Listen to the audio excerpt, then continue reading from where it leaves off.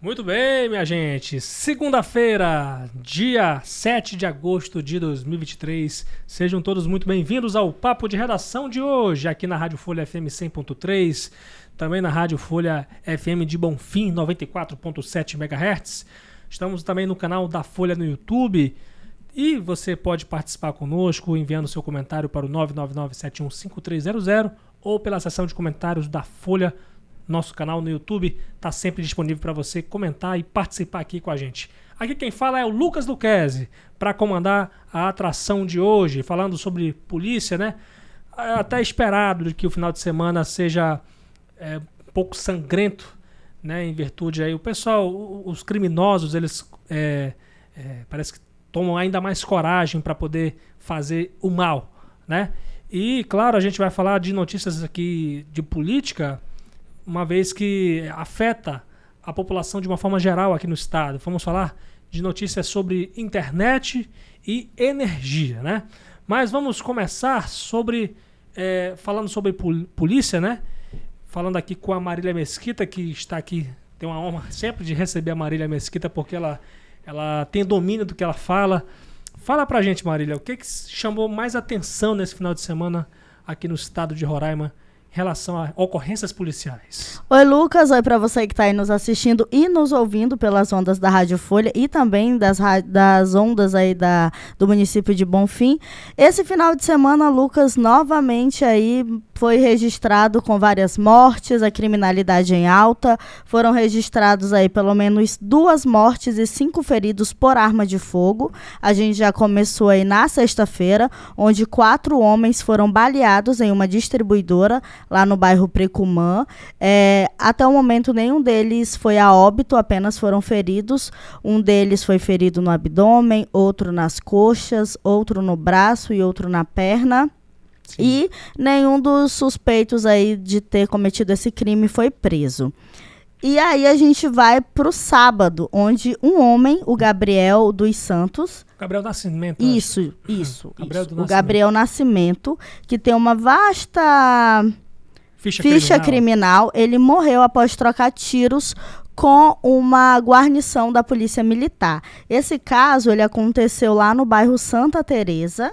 Foi o Gabriel do Nascimento, que tinha 26 anos, e apesar de ser bem novo, ele já respondia por homicídio, roubo, violência doméstica e lesão corporal, e além de tudo isso, havia contra ele um mandado de prisão em aberto. Então ele foi tentar a sorte aí com uma guarnição da Polícia Militar e acabou levando a pior e morrendo. A Polícia Militar, ela informou, Lucas, que eles prestaram o socorro ao Gabriel, porém ele não resistiu e foi a óbito lá no HGR.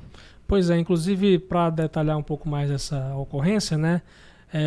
Essa ocorrência ela começou quando a polícia lá avistou.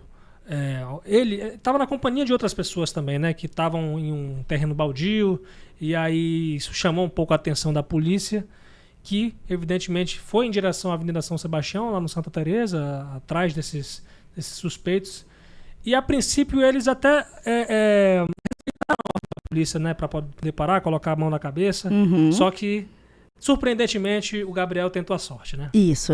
Infelizmente, ele tentou aí atirar contra a guarnição, que revidou que esse é um procedimento da polícia mesmo. Se ela é atacada, ela acaba revidando.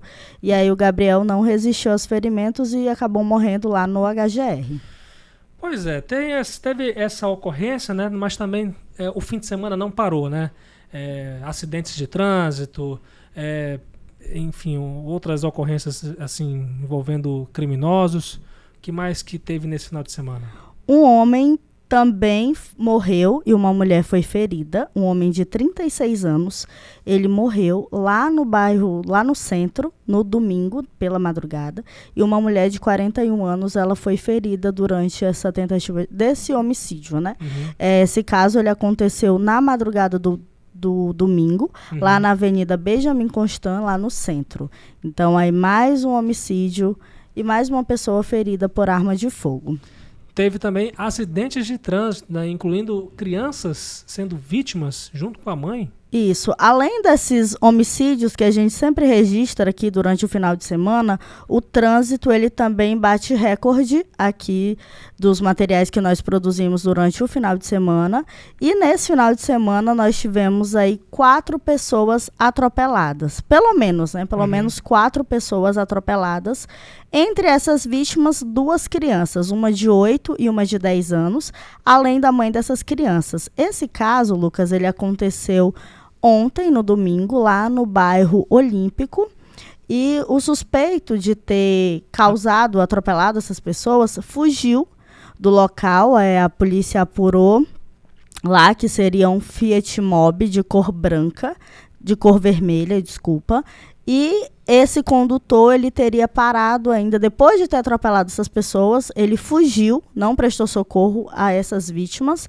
Ele teria parado em uma conveniência de um posto de gasolina que fica lá próximo e teria comprado bebida alcoólica. Então, mais uma vez, a gente noticiando aqui que direção e bebida alcoólica sempre vai dar ruim. E nesse caso aí, 2 crianças, uma de 8 e uma de 10, além da mãe dessas crianças, né, também foram feridas. Um outro atropelamento também foi registrado lá na Avenida Brasil, no bairro Precumã, em frente a essa distribuidora onde aconteceu esses tiroteios. Sim. Um homem de 36 anos, ele foi atropelado também por um veículo que fugiu sem prestar socorro a esse homem. Rapaz, realmente o final de semana foi pouco movimentado, só que de uma forma muito ruim, né? E sempre aqui o pessoal de Boa Vista ele precisa tomar muita consciência, gente. Não adianta, né? Álcool com direção não combina. E agora essas crianças estão agora sentindo essa dor por conta desse acidente. É uma pena. Realmente o pessoal tem que tomar muito cuidado e pensar mais no próximo aqui no nosso estado. A imprudência, né? Porque não é de hoje que a gente fala que você não pode beber e dirigir. Se você quer beber, bebe em casa. Ou se vai para algum lugar ingerir bebida alcoólica, vai de Uber, retorna com amigos, enfim. Mas não pegue o seu carro, a sua moto, bêbado, e sai andando por aí, porque as pessoas que bebem, elas têm mania de falar, mas eu tô consciente, quando eu tô bêbado é quando o meu reflexo fica melhor, mas não é, isso já é comprovado que não é, você acaba ficando alterado. Então, já pensou se essas crianças morrem? Pois é. Então seria mais um caso mais triste pra gente estar noticiando aqui hoje. Pois é, bêbado sempre quer ter razão, né? Sim, sempre. Então, vamos evitar, porque sempre a gente está noticiando esse tipo de matéria, e isso não é legal para a gente estar falando aqui, porque é muito triste um final de semana que acaba tendo aí 2 mortes, 5 feridos, 4 atropelados. Então, para uma cidade pequena como Boa Vista, é um número muito alarmante e muito, muito triste. Com certeza, Boa Vista precisa melhorar isso. E já não é de hoje, gente. Eu já estou aqui há 25 anos aqui em Boa Vista. E acho que desde quando eu cheguei aqui, apesar daquele tempo ainda ser muito tranquilo aqui na cidade, sempre se ouvia falar em imprudência no trânsito, evidentemente, né? Claro que a imprudência sempre existiu, mas há muito tempo a gente ouve falar de que o trânsito da nossa cidade ele é muito caótico, e não é à toa que a gente está entre as capitais que mais mata no trânsito, nos trânsitos mais violentos do Brasil. E é uma pena que uma cidade tão bonita, né, tão aconchegante, tão acolhedora, seja também uma cidade que tanto mata no trânsito. É uma coisa que a gente pode pensar e também tomar muito cuidado. E você sair no final de semana é um grande risco para a sua própria vida, né? Exatamente. Eu sempre cresci ouvindo que a gente tem que dirigir pela gente e pelos outros. E isso nunca fez tanto sentido, porque às vezes a gente está aqui habilitado, com a documentação do nosso veículo em dias, dirigindo conforme a via, né, ali a velocidade permitida, e aí vem uma pessoa irresponsável, bêbada, às vezes sem habilitação, com o licenciamento atrasado, e aí causa um acidente, transforma toda a nossa vida, isso quando a gente não morre, né? Porque a gente já noticiou aqui várias vezes pessoas que estavam corretas que acabaram perdendo a vida por causa da imprudência de diversos condutores. Pois é, então cadeia e autuação para esses irresponsáveis. E a culpa é do próprio motorista, porque Boa Vista ela é uma cidade que ela é sinalizada. Muito A bem. maioria das ruas aqui ela tem a sua sinalização e o próprio condutor ele não respeita isso. Infelizmente mesmo. Muito obrigado, Marília, pelas informações. Uma excelente semana de trabalho aí pra gente, porque a gente vai ter uma semana muito boa. Eu espero. Amém. Que seja uma semana abençoada. Boa semana para você aí que está nos acompanhando e até a próxima. Até a próxima, Marília. A gente vai seguir falando de polícia, porque a Polícia Federal prendeu 2 motoristas que estavam transportando 5 migrantes de forma ilegal aqui para o estado de Roraima, pela fronteira da Guiana com o Brasil. Migrantes cubanos. Essas prisões ocorreram em 2 ações distintas na fronteira. Na primeira ação, os policiais perceberam que o motorista estava transportando 4 passageiros estrangeiros que não passaram pelo controle de registro migratório no Brasil. Conforme o depoimento, a PF informou que os passageiros de nacionalidade cubana teriam ingressado na Guiana no início do mês, onde haviam oferecido o serviço de travessia no Brasil. O motorista teria buscado os cubanos em Lete, na Guiana, e os transportaria para Boa Vista. O destino final seria a cidade de Porto Alegre, capital do Rio Grande do Sul. Na outra ação, um veículo foi abordado com um migrante em situação irregular. Além da motorista, haviam 2 passageiros, sendo que um deles era cubano e não tinha realizado os procedimentos para a migração no Brasil. A motorista teria ido buscar o migrante em Lete, na Guiana, com destino a Bonfim. E no veículo foram encontradas 2 transações de câmbio que sugerem a promoção de migração ilegal com o intuito de obter vantagem econômica, né? E a gente, claro, evidentemente que segue acompanhando essa migração cubana para o Brasil, porque veja bem, a gente já até fez uma reportagem sobre uma história em especial, um migrante cubano, e eu tenho percebido, né, que já tem alguns meses que a gente vem noticiando essas prisões de pessoas que têm facilitado essa migração cubana. Agora é o seguinte, né? O governo federal ele precisa abrir os olhos para essa questão, assim como as próprias autoridades estaduais, né? Os próprios entes, né, públicos que precisam ficar atento a isso e levar essas demandas também para o governo federal, porque para que daqui a um tempo, não sei, a gente não sabe o que pode acontecer, né? No caso da Venezuela, eu acho que até demorou a se agir no âmbito federal para poder resolver essa situação, e quando aconteceu, o estado de Roraima tinha perdido praticamente o controle da situação. E a migração cubana, como é que deve ser, né? Então, claro que a gente vai sempre cobrar com que as nossas autoridades fiquem atentas e, claro, apoiar essas ações da Polícia Federal para tentar fazer esse controle, né? Um Brasil que não tem controle da fronteira, que país é esse, né, gente? Pelo amor de Deus. A gente precisa ver essas situações e não transformar o estado de Roraima num lugar que a gente não tenha condições de trazer, porque a gente precisa ter condições, né, gente? A gente não está conseguindo lidar nem com a imigração venezuelana, quanto mais migração de outros países. Nada contra a vinda de migrantes para cá, mas tudo tem que ser feito da forma controlada, gente. E é isso aí, a gente segue falando agora de assuntos federais, né? Porque, veja bem, o ministro das Comunicações, Juscelino Filho, garantiu que a instabilidade da conexão de Roraima, da internet de Roraima, deve ser resolvida até dezembro deste ano, com a inauguração da Infovia que liga o município de Barcelos, no Amazonas, até Boa Vista. Essa estrutura, para quem não sabe o que é uma infovia, é um cabo de fibra ótica que é instalado no leito de rios, é submerso nos rios, que é uma alternativa até para evitar a degradação ambiental, né? Para você ter uma ideia, milhares de árvores seriam degradadas, cortadas, se essa ligação de fios ela fosse feita via terrestre, né? Então, assim, é uma alternativa que foi feita, né, depois de um estudo de impacto ambiental.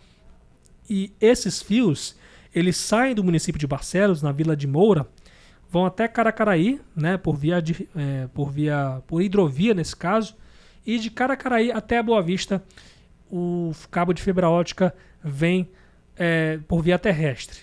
Então, assim, o ministro disse que Roraima é o estado que mais reclama do problema de internet no Ministério, né? Foi até uma situação que chamou a atenção.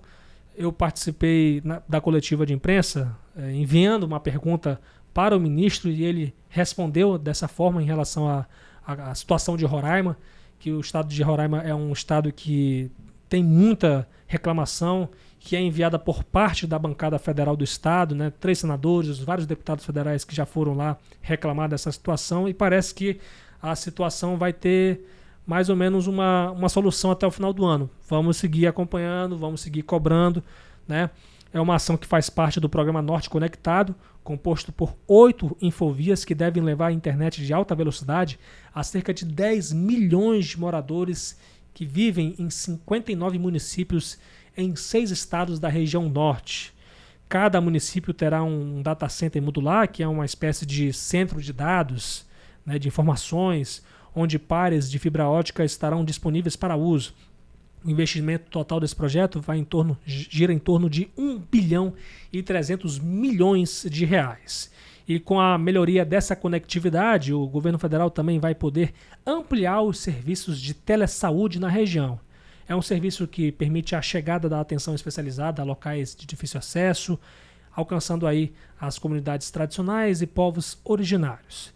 E dos benefícios dessa expansão da internet de alta velocidade, né, alcançando mais municípios, estão aí a agilidade nos laudos médicos, acesso rápido a médicos especialistas e profissionais de saúde, aumento da capacidade de serviços, além da redução de custos para o Sistema Único de Saúde e para a população vulnerável. Ainda falando sobre governo federal, o presidente Luiz Inácio Lula da Silva publicou hoje um decreto que finalmente oficializa uma autorização para o Brasil poder comprar energia da Venezuela, né? Voltar a comprar energia da Venezuela para poder abastecer o estado de Roraima. O governo federal ainda não divulgou uma previsão para poder voltar a explorar a atual conexão que existe entre os dois países. A medida ainda prevê a possibilidade de importação de energia para atendimento aos sistemas isolados, para reduzir a despesa da conta de consumo de combustível, que é a chamada CCC, que é uma conta que é dividida entre todos os brasileiros. Digamos, o estado de Roraima, ele pesa bilhões de reais para os consumidores brasileiros em virtude do uso de usinas termoelétricas, né? É muito dinheiro que se gasta com os combustíveis para poder abastecer essas usinas termoelétricas e, consequentemente, o sistema elétrico do estado. E essa conta ela é dividida entre todos os consumidores de energia elétrica do Brasil. Então, a intenção também dessa compra de energia na Venezuela, que é mais barata, né? Com olhar para o governo federal, né? Essa é a visão que o governo federal tem. Essa gradativa substituição do sistema promete reduzir os custos dessa conta que eu falei, que é paga por todos os brasileiros. Desde 7 de março de 2019 que o estado de Roraima não é abastecido pelo sistema elétrico do Leão de Guri, da Venezuela, que vem direto da Venezuela. Lembrando que o estado de Roraima é abastecido por usinas termoelétricas,